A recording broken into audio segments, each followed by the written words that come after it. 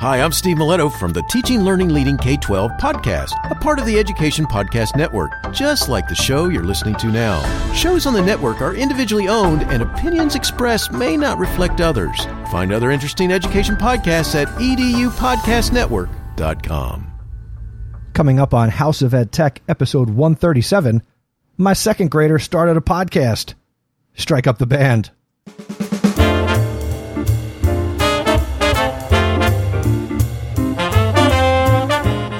Welcome to the House of Ed Tech podcast. I am your host, Chris Nesi. The House of Ed Tech explores how technology is changing the way teachers teach and the impact that technology is having in education. I discuss technology that is changing our classrooms and schools, and I share tools and tips that you can hear today and use tomorrow. You're going to hear the stories of teachers, leaders, and creators just like you. The purpose? Whether you use it or not, technology is changing the way you teach and how your students learn.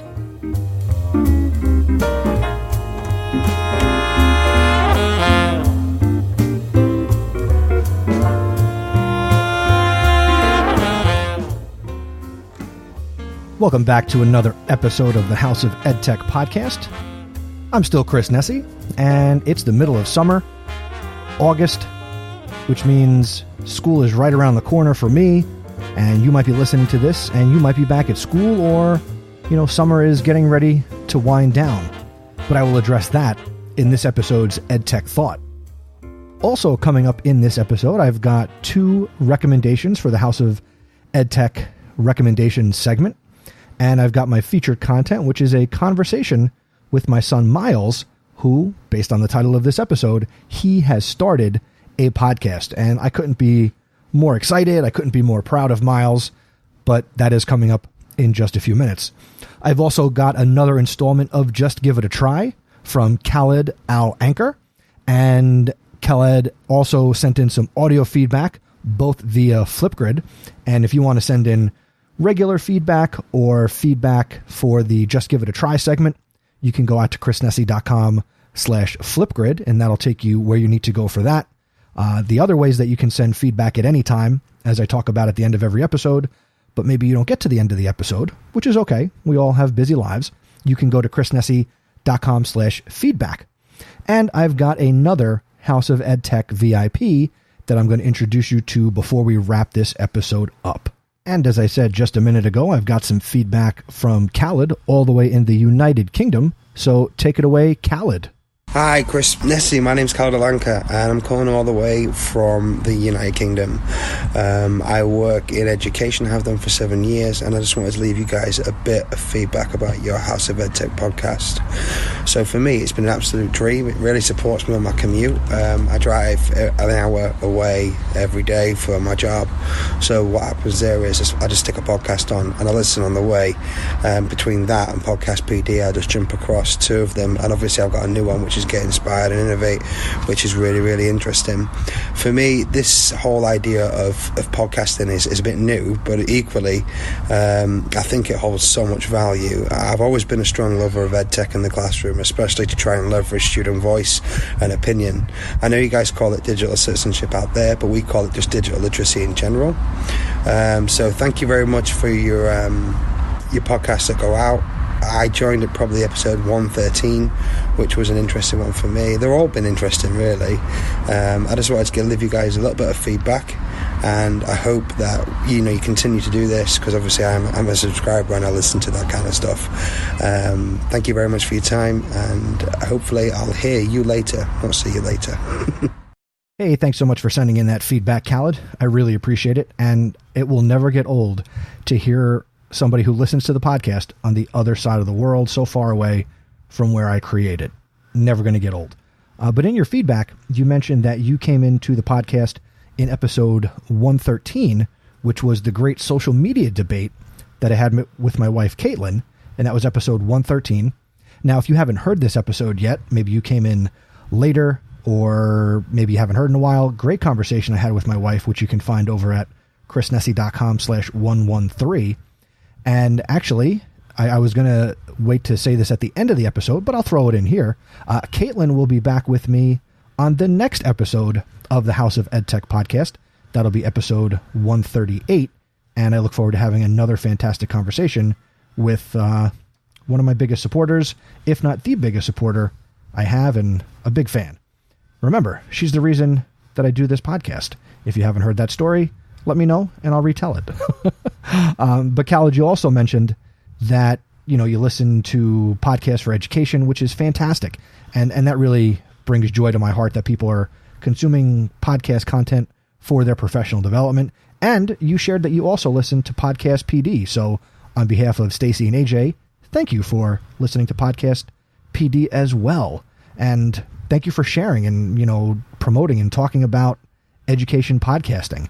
And as you find new podcasts to listen to, please send in more feedback and let me know what you're listening to, or connect on Twitter.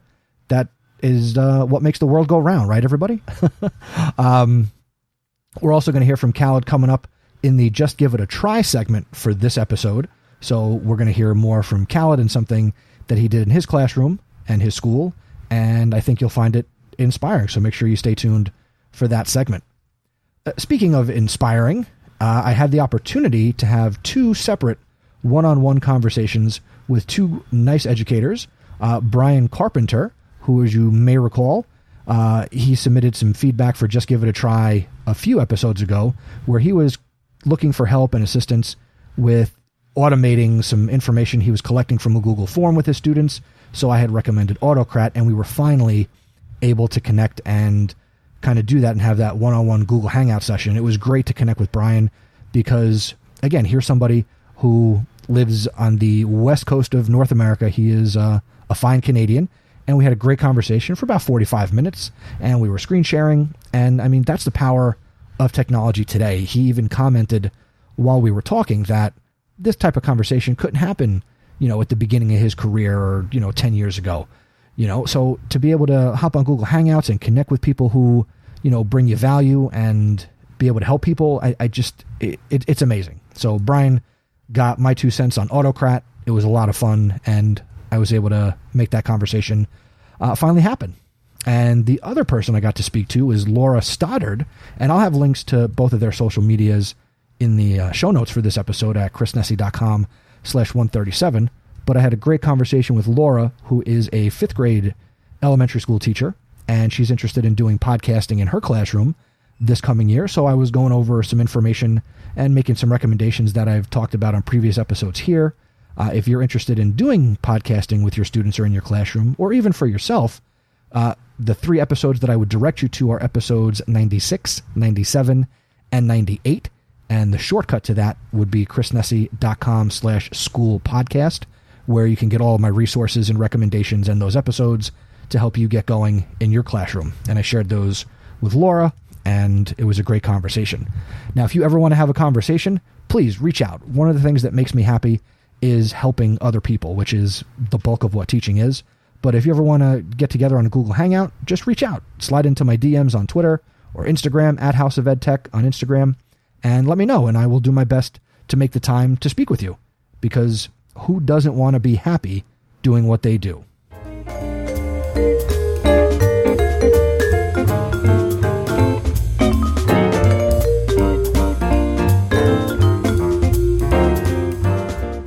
For this episode's EdTech Thought, I'm calling it Saturday versus Sunday, which might sound a little interesting to you, but I do have to first and foremost give credit to my podcast compadre from Podcast PD, AJ Bianco. He is at AJ Bianco on Twitter, if you didn't already know that. Now, we were having a conversation. I don't remember the specifics, mostly because as I record this, my internet is down, so I can't look anything up while I'm doing this. But we were talking via Google Chat in Gmail, and he made a point of saying that July is like Saturday for a teacher, and August is like Sunday. And my mind was blown. I was totally taken aback by that concept. Now, depending on where you teach, maybe you get out of school in May, and maybe June is Saturday and July is Sunday because you go back to school in August. But how true is that? That, that first month of summer vacation, we feel like, there's no end to time and time can't hold me back. And then August 1st hits or July 1st hits, depending on, again, where you are. And, things change. I mean, as I sit here recording this, I still have another family vacation, going to Disney with my family, and that's exciting. But also, as the calendar turned to August, I found that my mind also flipped, and I started to think about school. I have a great in-class support teacher, Brian, who I've worked with the last couple years. So I'm in the process of trying to coordinate our schedule so we can get together and start to plan and think about what we want to do this year in the, high school history classroom. I still don't know for sure that I'm going to be teaching world history again as I record this, or whether or not I'll be working with my friend Brian, who again, I've worked with a couple of years. But the hope is, we can get together and do some planning here in August, to get together, a couple times. We don't live that far from each other. So it would certainly be worth our time to invest some time in starting the year off on the right foot. And, when I think about, the first month, in July, where, we had, our cruise vacation, just, Kate, I, and the boys. And man, it's just going back to what AJ said, it just really blew my mind. And if you're sitting here or sitting where you're sitting or standing or walking, however you're listening to this, and you're also thinking, summer's almost over, or maybe summer is over, I hope that you did enjoy your time. I mentioned last episode that I got a number of postcards from Derek Larson, which was really cool, which I'll also say, if you still want to send me a postcard from where you're traveling, please, you know how to do that. The address is 205 McDermott Road, Neptune, New Jersey, 07753. And, I hope you've enjoyed your time away from your classroom or your school or your district, and that you got to recharge and you have enjoyed your Saturdays, but you also still find your Sunday refreshing, because inevitably Monday is coming.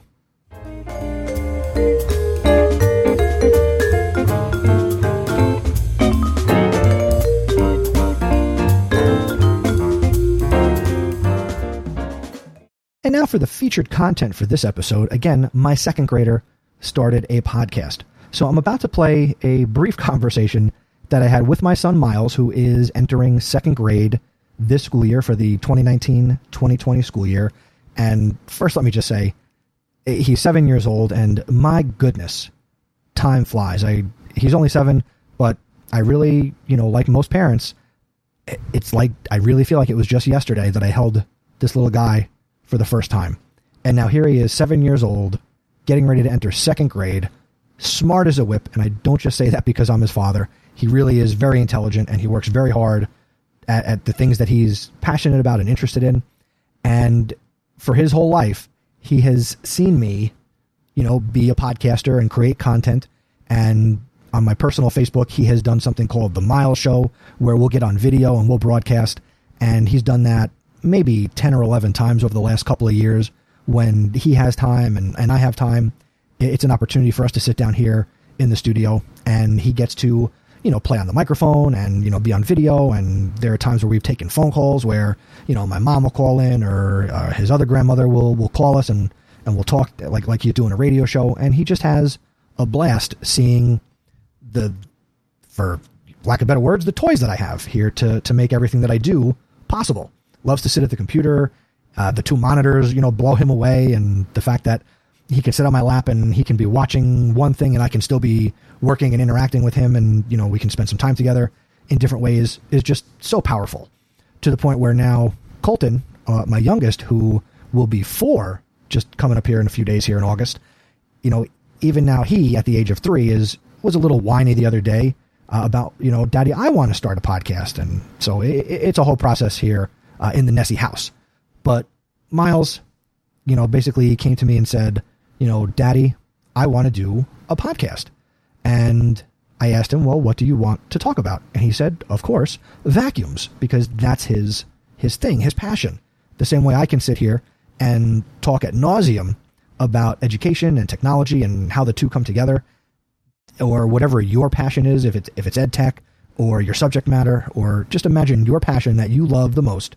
And for my son, it's vacuums. So we started the Vacuum Podcast with Miles. He doesn't have a co-host. It's all him. And I basically am teaching him, similar to what I would do if I was an elementary school teacher, the things that he needs to do to be able to record a podcast. We actually went so far as to buy the domain name. I didn't take it out of his college fund or anything. So he owns vacuumpodcast.com, and we're hosting his podcast on Pippa, Pippa.io. And as I record this, he's got a teaser trailer out that you can listen to if you're listening to podcasts on Apple Podcasts. And his first episode actually dropped the other day, again, as I sit here recording this. Now, his plan is he wants to do an episode every couple of weeks where he talks about a vacuum he's got. And when I say vacuum he's got 12 vacuums, I believe, 12 vacuums. And it's just really powerful that, one, he's so young, but so articulate. And you'll hear it when I play this conversation I had with him about doing his podcast. But certainly, and I'm pretty sure I make a point of this in the clip, or I asked him after the fact. But I wouldn't expect you to listen and subscribe and always be trying to get the next episode of this podcast, unless you are also passionate about vacuums or you're in the market for a vacuum. Certainly, I mean, my son has gone to Bed Bath & Beyond and sold vacuums to older people in the store, to the point where I've taken him just to kind of mess with the people who were there to sell the stuff, so he can kind of show off a little bit and spread his wings about vacuums and vacuum knowledge.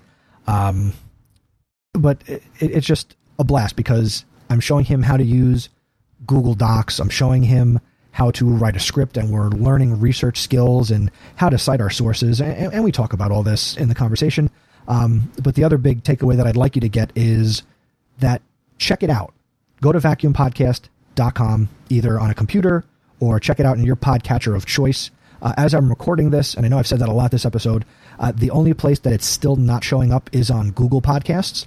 But anywhere else that you're consuming your podcast, you can get it because it is in Apple Podcasts, which means it's most everywhere else. I'm just waiting for Google to pick up on it and make it available on Google Podcasts.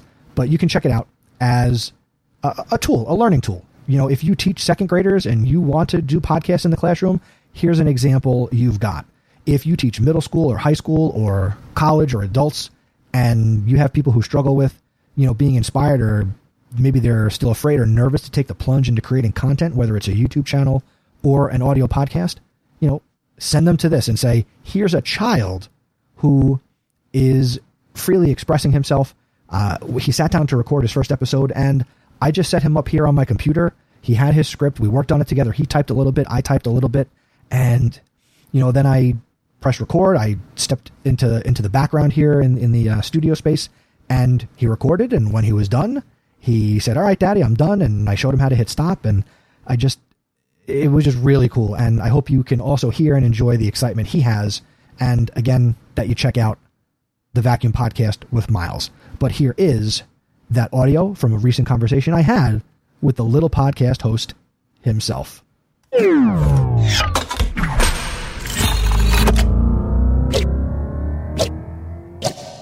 All right. And joining me back on the House of Ed Tech, welcome back to the show, my son, Miles. How are you?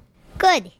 So, Miles, what's new with you? The last time you were on this podcast, I'm pretty sure you might have been in you might have been in kindergarten, or I don't know if you were on in first grade. We did this last year. So the last time you were here, you were in first grade. What grade is going on now? Second. And I don't know my teacher yet. Don't know your teacher yet because we're having this conversation in August. I got you. Find out at the end of the month. Find out at the end of August. All right. So the reason I have you on the show today is because you have started something new. And the title of this episode is My Second Grader Has a Podcast. So, oh, son of mine, what is the name of your podcast? The Vacuum Podcast with Miles. And why are you podcasting? Because I like vacuums, and I like podcasting. You do like podcasting. You like to come in here into the House of Ed Tech studio, and you like Miles to record stuff. And Miles Show, and Miles Vacuum Podcast Studio. Right. So this is maybe we'll have to rename the studio, but we'll talk about that later. So your podcast, the Vacuum Podcast with Miles, is all about vacuums, and you really like vacuums.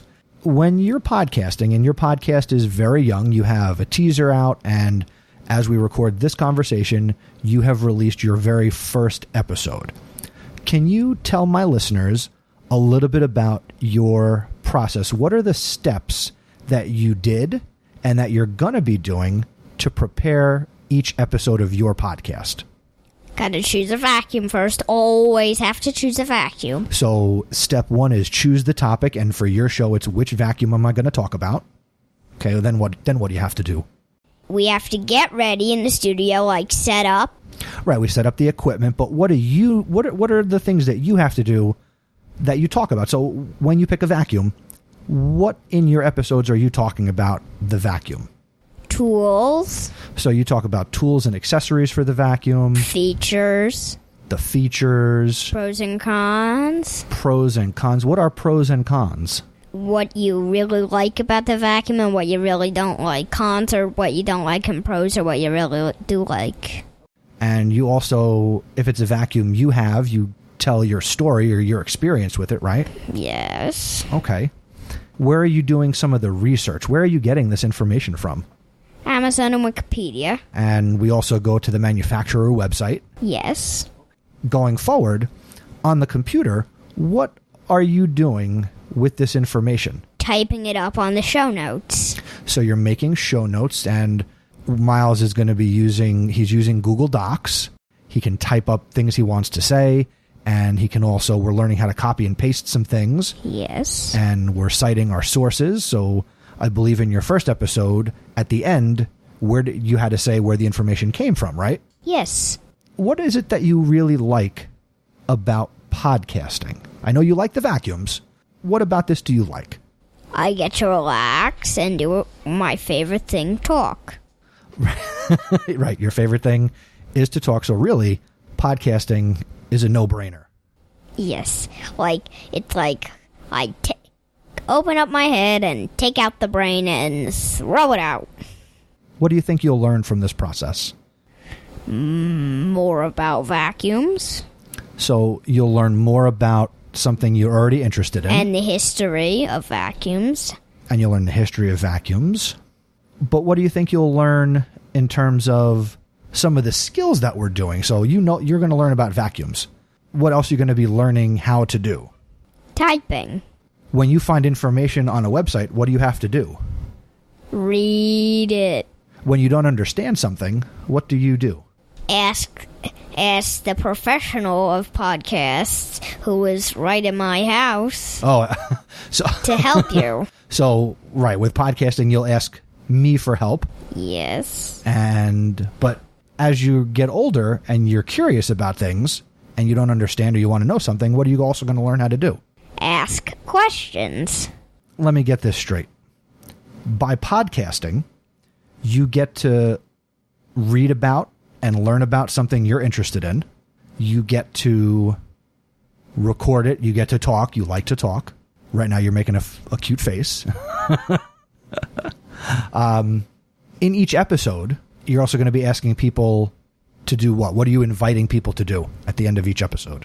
Check out my website, vacuumpodcast.com. Vacuumpodcast.com. So you want them to check out the website. You also invite people to send feedback or questions. How can they do that if they want to send you a question? You can email me feedback@vacuumpodcast.com. Nice. And I believe you and I are also working on some social media for you. What is your Twitter handle for the podcast? @vacuumpodcast on Twitter. And right now on Twitter, you're going to be learning how to send messages to the vacuum companies. Yes. So we've already sent some messages to Shark. Yes. And Swiffer. Yes. And Dyson. Yes. You're only in second grade. Do you think people who are older than you should be able to figure out how to try and maybe podcast for themselves? Yes. Do you think that teachers can teach their students how to do this in their classrooms? And should teachers do this? Yes. Because they can learn more about podcasting. And it's very educational. What makes podcasting educational? People who don't really use the computer and get up there and talk into the microphone to other people, they need to learn more about doing a computer and being less scared to talk into the microphone to other people. Was it easy for you to talk into the microphone and record? Yes. Did you make mistakes when we first started? Yes, I did. Did we stop when we made a mistake? No. So what do you do if you make a mistake when you're recording? You finish doing it, and then you go to the audio before you upload it, and you listen to the whole thing. And whenever you hear a problem, you make a little box around the problem, and then you click on the keyboard, and it takes it away, and then you take all the problems out. So we can delete our mistakes. Yes. And I know that when I record this podcast, and even when I heard you recording yours, you were taking pauses, and if you stumbled on a word, you stopped, and then you started again. Did you think that was a helpful way to do it? Yeah. Is there anything else that you want to share about your beginning journey into podcasting? Why do you care about podcasting? Because I like it. What do you like about it? Because I don't really get to talk in the microphone much, so this gives me a chance every 2 weeks to talk into the microphone. So you get to use the equipment. What do you like about that? I never really got to use a microphone. Okay. But what about the creative process? Does that excite you? Are you looking forward to sitting down and doing the research and going through your, I think, what do you have, 9 or 10 vacuums? I actually have 12, Daddy. Aha, yes, you do have 12. Yes, you do. So I look forward to seeing you be successful with this. I do, too.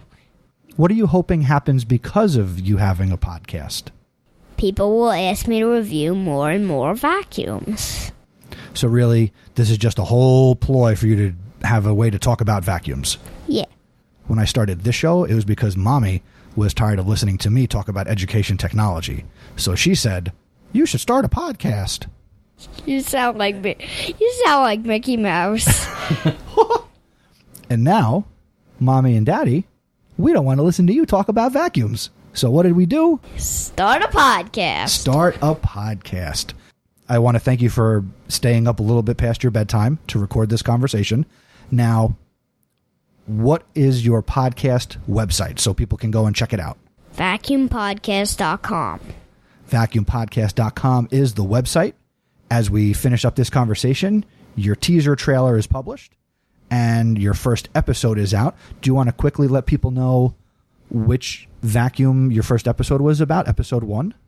The vacuum that was in episode 1 was the Swiffer Sweep and Vac cordless vacuum. Nice. So people can check that out anywhere that they listen to podcasts. So that could be Apple Podcasts, Stitcher, Spotify. As we're finishing up this conversation, I'm still waiting for it to show up in Google Podcasts, but that should be coming. But if you go to vacuumpodcast.com, you can check it out. And Miles, do you think your podcast would be good for teachers to let other kids listen to? Yes. Can they learn from listening to your podcast? Yes. So if maybe a 6th grader or a 10th grader, could they listen and say, wait a second, if a 2nd grader could do it, I could do it? Yes, I bet they would say that. All right, Miles, it's bedtime. Thank you for being here on the House of Ed Tech. I love you too, Dad. Thank you for having me on the show.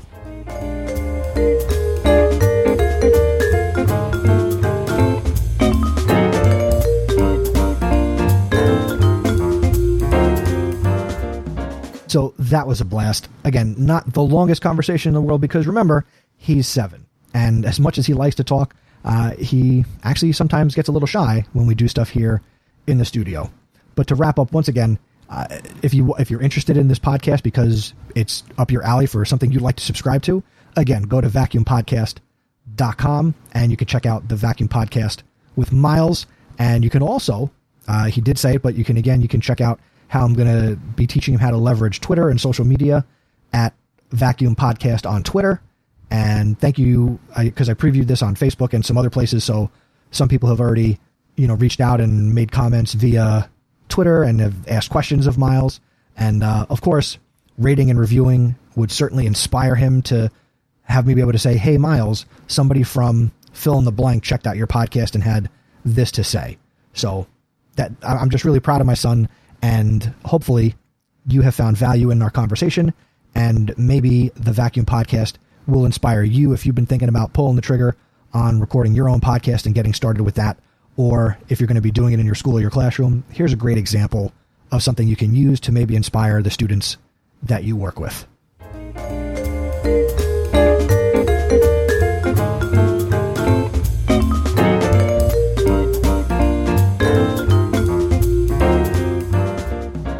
And now it's time for this episode's House of EdTech recommendation.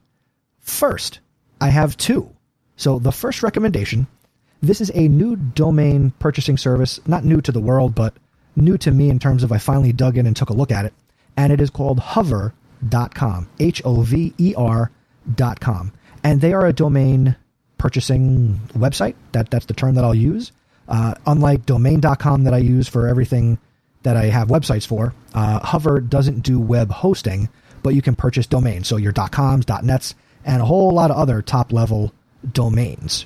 Now, the reason that I'm recommending this is because one of the reasons that I do a self-hosted WordPress website is really for one extension, and it's called Pretty Link Lite. And there's also a pro version of this WordPress plugin called Pretty Link, which lets me take any lengthy, difficult to say out loud URL and make a pretty link out of it. So for example, and I've talked about this before in other episodes, when I say, for the show notes, go to chrisnessy.com/137, there's a whole longer URL, and it's probably something to the effect of chrisnessy.com/my-second-greater-started-a-podcast, something like that.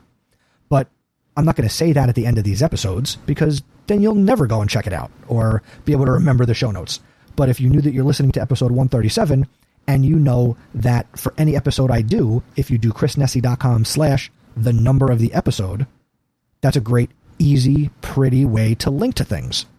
And I also do that with other things. Like, for example, I signed up with Hover, and I can get you $2 off a domain registration if you go to my link, chrisnessy.com/hover. And if you sign up for and you purchase some domain names or any domain name, you'll save $2 on your domain registration. But I'm not here to advertise that. Here's why I think it's valuable if you're not using a self-hosted WordPress website. So maybe you're using Blogger, or maybe you have a Wix website, or maybe you're doing your site on Google Sites, new or old. Hover is a great way to be able to manage your domain links. So through Hover, if I had chrisnessy.com on Hover, and I was still using the original website for everything I was doing, which was Blogger, I could have my, blogspot.com/post/ whatever a Google Blogger link looks like.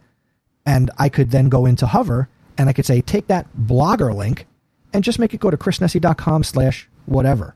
So the domains there are typically $12 for a non-super popular .com. So if you wanted to get, and I always say own your name. So if you want to own your name and have your teaching portfolio or your class website, and you want to make it real easy, go get a .com or a .me or a .net or .pizza, .ninja. There's so many out there. Just searching for domain names is something that I will get lost down a rabbit hole searching for interesting combinations. But Hover will let you do that, and there are some other tools to set up email forwarding, so it will look like you have an email address at your domain. So I just thought it was really cool, and I took the steps to be able to save you some money. If you are in the market for domains, just remember chrisnessy.com/hover, HOVER, and you will save $2 on your domains that you register over on Hover.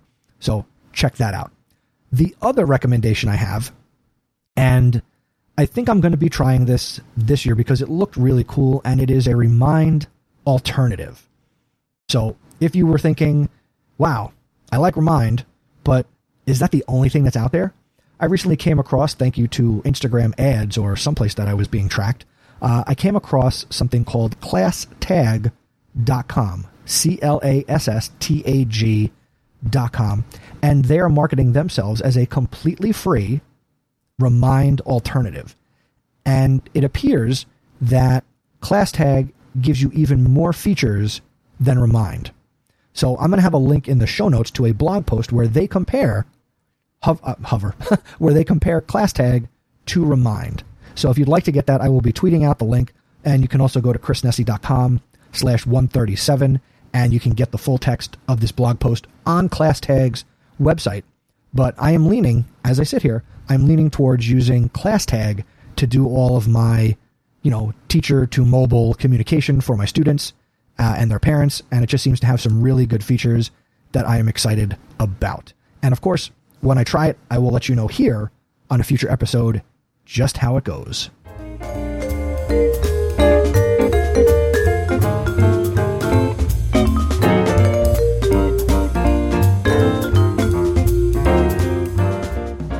And now it's time for the Just Give It a Try segment, a relatively new segment to the podcast, courtesy of my pal Dan Gallagher here in New Jersey.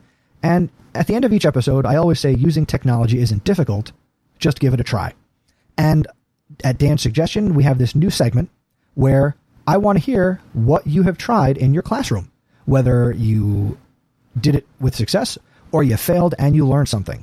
And even if you did it with success, you probably still learned something and had an experience that is worth sharing here on the podcast. So this is a segment where it's only available if I've got content to play. And Khaled, who you heard from at the top of this episode, shared his Just Give It a Try. So let's take it over back to Khaled for his Just Give It a Try contribution. Okay, so let's have another go. This is my rendition of Just Give It a Try. So recently we've just been working with online documentation. So at Hull College Group, obviously, for one of the things that I've done, we use Canvas LMS out there. So what I wanted to do is make sure that we had the SIS import ready for the next academic year for 1920. So what I've done there is I shared an Excel document with everybody. I did all the leverage, I did all the hard work realistically, and put all the course titles in there with everything else they needed and who was going to be on there, but I didn't actually know what teachers were going to teach on it. So I sent an Excel document and shared it online with everybody. When I mean everybody, I mean all directors of curriculum and associate directors of curriculum. And then obviously what I want them to do is fill it out with the teachers that are going to be on there next year, so I could then import them in as a routine. So I thought, right, let's think about this. What's the easiest way of me getting across all these different sites that we have at Hull, and making sure that they can all fill out this document easily. So we use Office 365. I could have used a Google Sheet, but in the end it was just Office 365 with an Excel document shared out. So I put that out, and it's okay. Some came back to me, and some came back to me with, okay, I've downloaded a copy and I filled it out and here you are. So they didn't really understand the requirement, or they didn't really know what it is I was asking for, which is all right, it happens.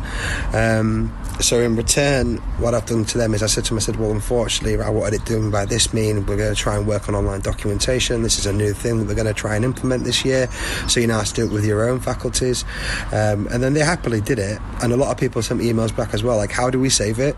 So how do we save that document? Because I didn't realise that the functionality actually saves online. So it's an interesting way of proposing new features that are coming out within the product. So once I explained to them the fact that there's no need to save, it saves automatically once you finish typing inside the cells, that they were quite interested as to how that worked. So once they'd done it and they filled it out for me, I just gave them a quick app mention. So basically I just used app, their name, and then I told them, thank you very much for doing this. Now your courses will be imported and blah, blah, blah. Which there was like, well, this is quite an easy way of doing things. So they could do that themselves.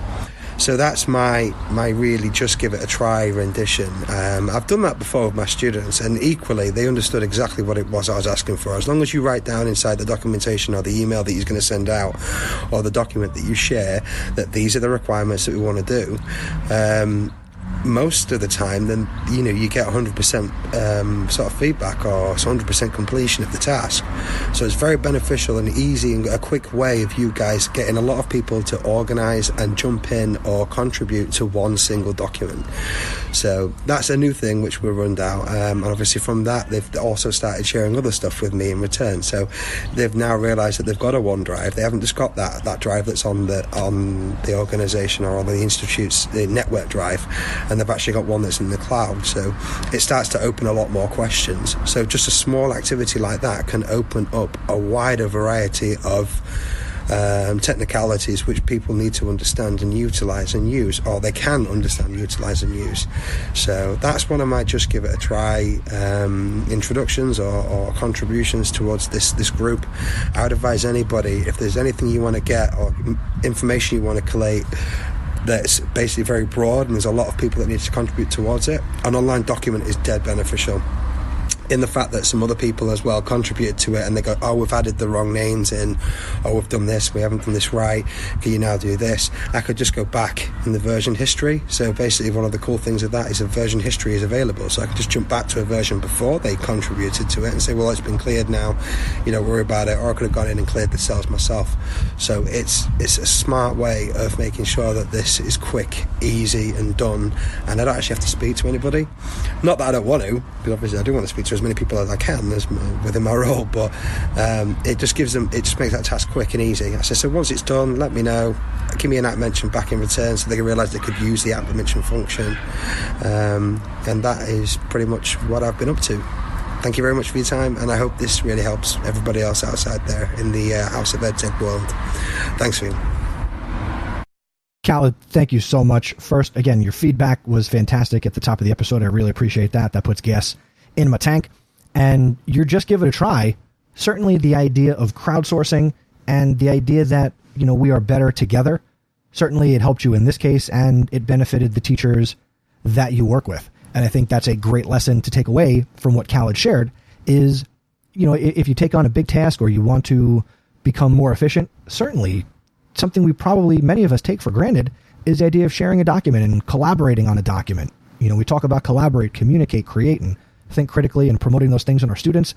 Hey, it'll also make our lives easier too if we start to collaborate and kind of really not even just model those skills, because some of these things that we do to collaborate, our students will never see. They'll benefit from it, but they will never see us collaborating. But at least then when we talk about it with our students and we want to model it with them, we certainly then have examples that we can show them on how, hey, this is how I collaborate with Mr. or Mrs. So-and-so across the hall, down the street, across the world. And you can really show them what these tools are capable of. And thank you again, Khaled, for submitting that. If you want to submit your own Just Give It a Try story, go to chrisnessy.com/flipgrid and choose the Just Give It a Try grid.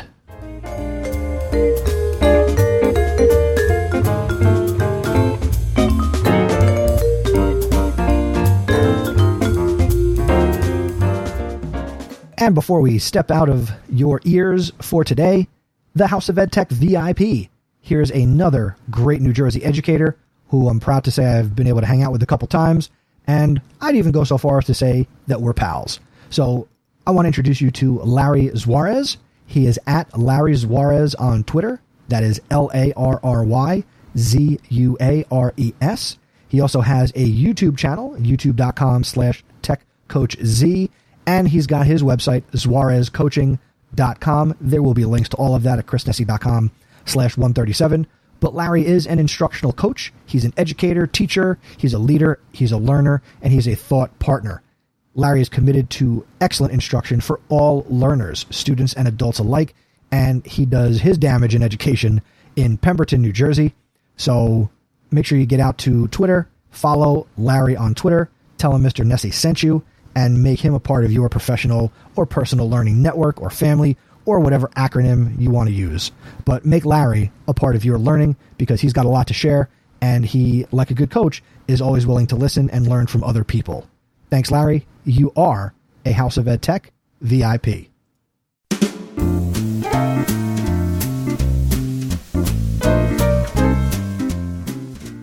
Thanks for checking out episode 137 of the House of EdTech podcast.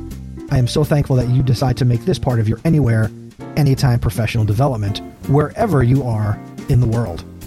Special thanks to my son, an apple of my eye, Miles. Go check out the Vacuum Podcast.